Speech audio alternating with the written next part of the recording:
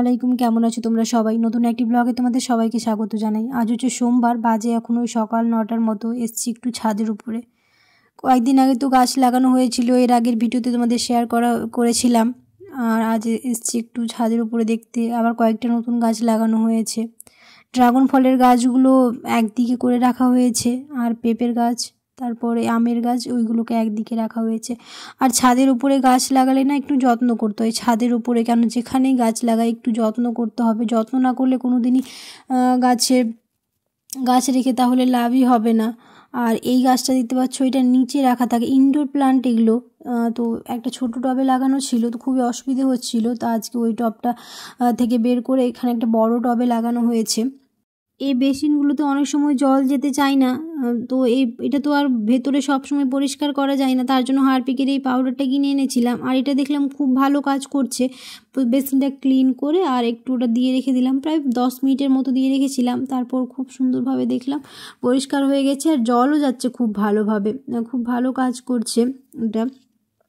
রান্নাঘরের সিঙ্কেও দিয়েছিলাম, ওটাতে অনেক সময় জল জমে যায়, অনেকগুলো সব ময়লা জমা হয়ে যায়, আর সব সময় ভেতরগুলো তো আর সেরকমভাবে পরিষ্কার করা যায় না। তো এটা দেখলাম খুব ভালোই কাজ করছে, তো রান্নাঘরের জন্য এটা কিনে এনেছিলাম। তো ওই বেসিনটাতেও দিয়ে দিলাম, দুটো একসাথে পরিষ্কার হয়ে গেছে। আর সকাল থেকে তো সেই একই রকম কাজ চলছে। আর ইনডোর প্ল্যান্টগুলোও খুব সুন্দর করে সব ধুয়ে মুছে রেখেছি, সেগুলো আর ভিডিওতে দেখাইনি, অন্য কোনো একদিন দেখিয়ে দেবো। তো ওই যে কয়েকটা নিচে রাখা ছিল সেইগুলো একটু রোদে রেখে এসেছি, একটু পরে গিয়ে নিচে নামিয়ে আসব। আর ওইদিকে তো প্রায় রান্না বান্না হয়ে গেছে, এখানে আমি এখন শসা কেটে নিচ্ছি। ইনডোর প্ল্যান্টগুলোকে কয়েকদিন পর পর রোদে দিলে দেখি খুব ভালো থাকে, আর না হলে কেমন যেন হয়ে যায় একটা। তো ইনডোর প্ল্যান্টগুলোকে মাঝে মাঝে চেষ্টা করি একটু রোদে দেওয়ার, আজ যেমন রোদে দিয়ে এসেছি। আর এই শীতের সময় না কখন দেখতে দেখতে সময় পেরিয়ে যাচ্ছে বোঝাই যাচ্ছে না। তো এখন প্রায় রান্নাবান্না সব হয়ে গেছে, আমি এদিকে শসা কেটে নিচ্ছি স্যালাডের জন্য। তোমরা যারা আমার ভিডিওটা দেখছো অবশ্যই চ্যানেলটিকে সাবস্ক্রাইব করে দিও, আর পাশে থাকা বেল আইকনটাকে প্রেস করতে একদমই ভুলো না।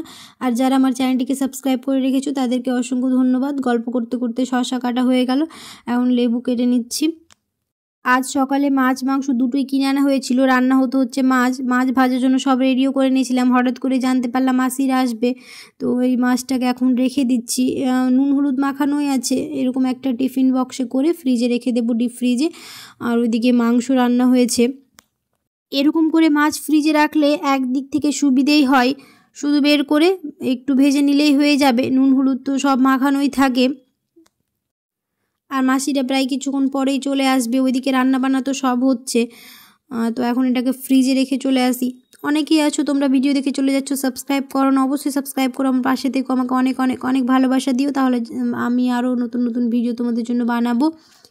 মাসিরা চলে এসছে, ওদের জন্যই সব এখন রেডি করছি। চাও হয়ে গেছে ওইদিকে, তো এখন এই টিফিনগুলো দিয়ে আসি, তারপর লাঞ্চ করব সবাই একসাথে। চলো তাহলে ভিডিওটা আজ আমি এখানেই শেষ করছি। এই ছোট্ট ভিডিওটা কেমন হয়েছে তোমরা অবশ্যই কমেন্টে জানিও, আর যদি ভালো লেগে থাকে তাহলে অবশ্যই একটা লাইক করে দিও। দেখা হবে খুব শিগগিরই পরের একটা নতুন ব্লগে। সবাই খুব ভালো থাকবে, সুস্থ থাকবে, সাবধানে থাকবে। আল্লাহ হাফেজ। লাঞ্চ করার সময় তেমন আর কোনো ভিডিও বানাতে পারিনি, তো এখন সব শেষে দই আর মিষ্টি দিয়ে আসি। লাঞ্চ অনেকক্ষণ আগেই হয়ে গেছে।